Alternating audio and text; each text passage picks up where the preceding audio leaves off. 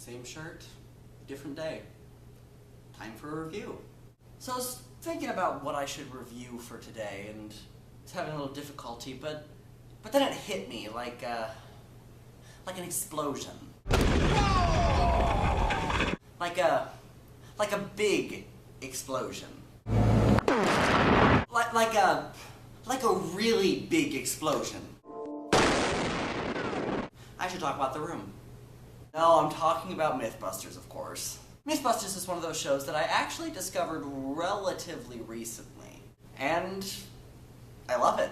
There's a variety of reasons why this show works and works so well. And because this is a visual medium, and technically this is Singing Guy's terrain, we're gonna have a joint review. Isn't that right, Singing Guy? That's right, Jeffrey. Jeffrey's going to be talking about the overall structure of the show and why it works. And Singing Guy will be talking about the people that make Mythbusters work, and also just the general relationships between them. So let's not waste any more time, and let's dive right into this review of Mythbusters. I reject your reality and substitute my own. Jamie wants big boom. I'm making a rocket out of me. Well, there's your problem. High explosives and electricity. Woo! That's why we can never have anything nice. It's starting to feel like a bad idea.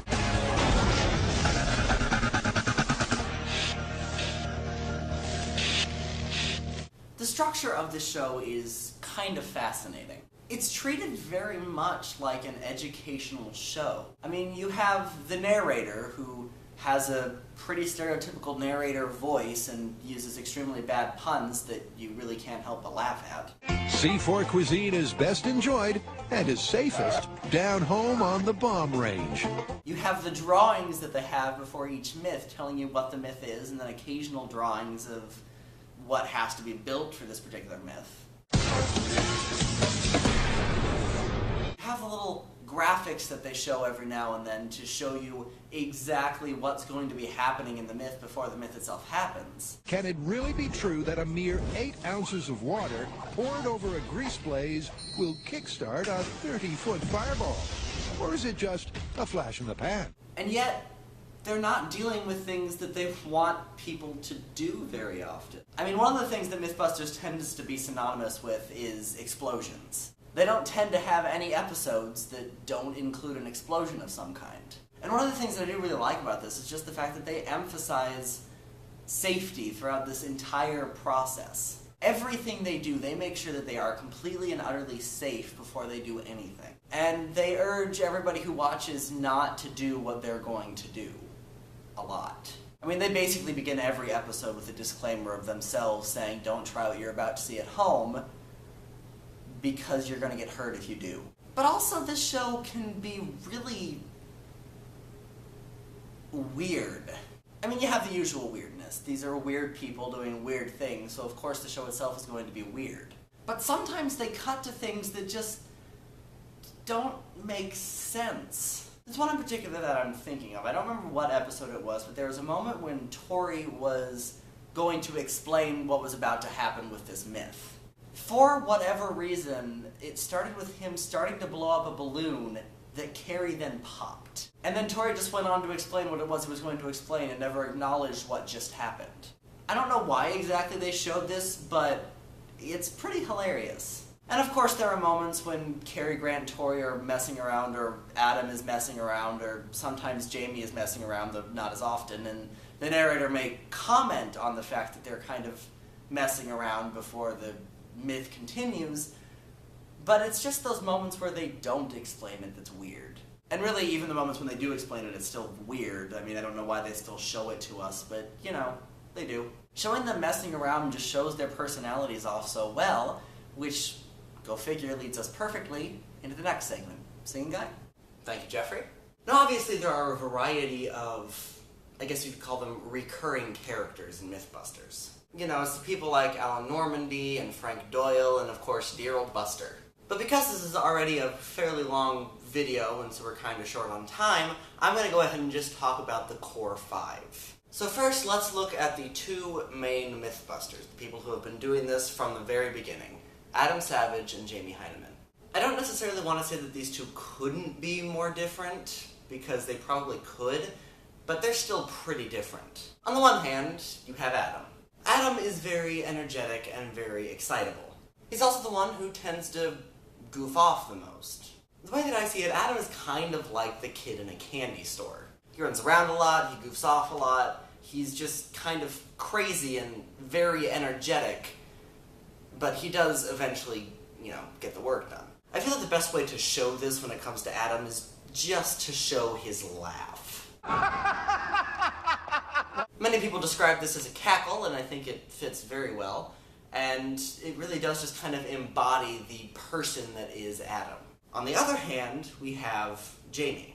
Jamie is very calm, very collected, and very laid back.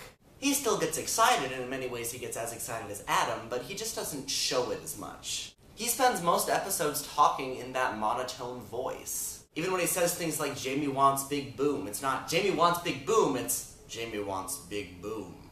So yes, he gets excited, but he always is very leveled and controlled about it, unlike Adam. And whereas Adam has a cackle, Jamie has more of a chuckle.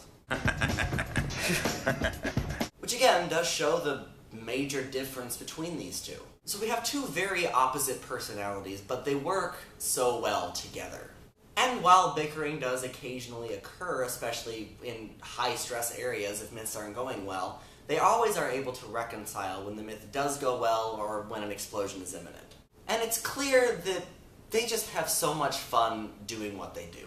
And then, of course, we have the 3 members of the build team, or at least what used to be the build team. Nowadays, I believe, all 5 of them are described as hosts, but back in what I guess you could call the old days, these 3 were called the build team, whereas Adam and Jamie were the Mythbusters. So basically it was their job to build things for the myths, and then eventually they were able to start doing their own myths, even back before Grant joined them, and now they're basically Mythbusters themselves. And looking at the build team, we definitely don't have the same stark contrast when it comes to personalities as we do with Adam and Jamie. Really, Cary Grant and Tori are a lot alike in many ways, but they still have their own differences. Tori is definitely the one that I would describe as most like Adam.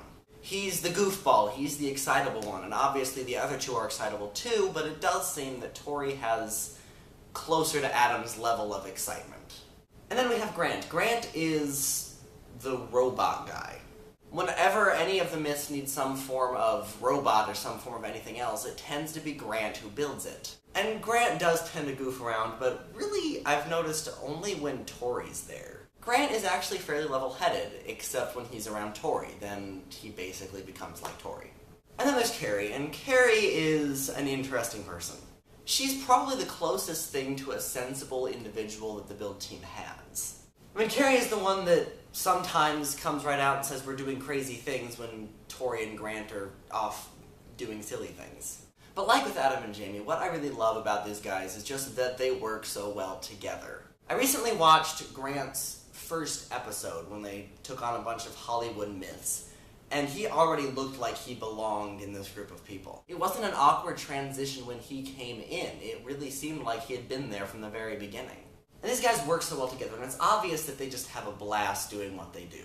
But what really makes the show good is when all 5 of these guys work together. I mean, Adam and Jamie work well together, and Cary Grant and Tori work well together, but when you put their forces together, it is something marvelous. Because, all of them have fun, and they are all super intelligent, and they all clearly know what they're doing. So it's impressive to see these 5 very intelligent minds working together. And again, they just have so much fun, and it's just so wonderful to watch. And that's basically all that I have to say about this at this current time, because I'm not going to talk about anything else, because again, this video has already gone on for a while, so I'm going to go ahead and turn it back to Jeffrey. And everything Singing I just said I agree with fully, and I think we both agree that Mythbusters is one of those shows that you really have to see to experience. I mean, we could talk about it, and we just did, but really, it's a show that you do have to watch to fully get the Mythbusters experience. So, seriously, this is one of those shows that I would definitely recommend watching. And for all those who love science, or if you like explosions, watch this show. Okay, I don't know how to end this, so, I don't know, you do something.